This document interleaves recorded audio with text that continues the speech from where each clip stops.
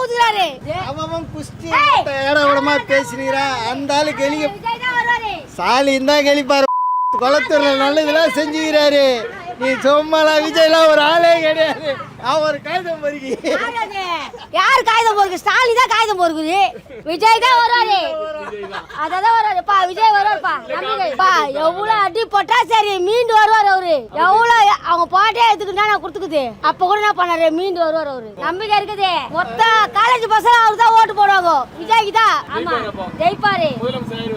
ஆயிடுவாரு. ஆனா உங்களுக்கு முதல் விஷயம் இந்த பெரம்பூர்ல பண்ண வேண்டியதுன்னா என்ன பண்ணணும்னு நினைக்கிறீங்க? எங்களுக்கு கொஞ்சம் இதுதான் வீடு வாங்கி கொடுங்க. ஏழைக்கு செய்ய சொல்லுப்பா. வேற ஒண்ணே வேணாம். ஏழைக்கு செய்ய சொல்லு. இந்த மாதிரி சொல்றான் பாரு. முக ஸ்டாலின் வருவானு நல்லா துள்ளுறாங்க. முக ஸ்டாலின் என்ன செஞ்சுக்கிறான்னு பார்க்கணும். குளத்தூர்ல என்ன செய்யல எல்லாமே செஞ்சுக்கிறாரு. சும்மாலாம் கிடையாது. அவர் வீட்டில் உக்காந்து இங்கே வருவாராம். வந்து ஓட்டு கேட்பாராம். ஜனங்களாம் ஓட்டு போட்டுருவாங்களா? செயலில் இறங்கி காட்டின ஸ்டாலின்லாம் என்ன மிசாலா ஜெயிலுக்கு போயிடுறாரு. என்ன போய்கிறாரு அவர்? ஒரு மயிரம் போந்து கிடையாது. சும்மாலாம் அவெல்லாம் ஒரு ஆளே கிடையாது. யாரெல்லாம் முடுக்கப்பாலண்ணா பூராமே பொய்யினா. இவங்களே ஒரு கேம் ஆடி அதுக்குள்ளே போய் இவங்களே ஒரு கூட்டணி இதுமாரி பேசி எங்களை முடக்கிறாங்க கிடையாது. நீ போனா தேர்தல் ஆணையங்கிட்ட பர்மிஷன் கேளு. அவங்க கொடுக்க போகிறாங்க. அவங்க ரீசனாக ஃபாலோ பண்ணோம்.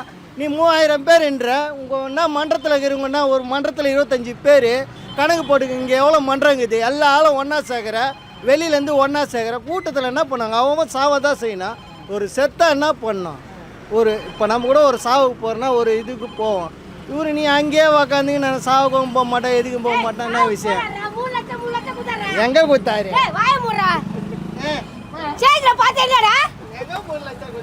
குத்தாரா? அவர் சினிமா லட்சம் பணத்தை குத்தாரு அவரு. இவ்வளவு மாதிரி கட்சியில வாங்கல.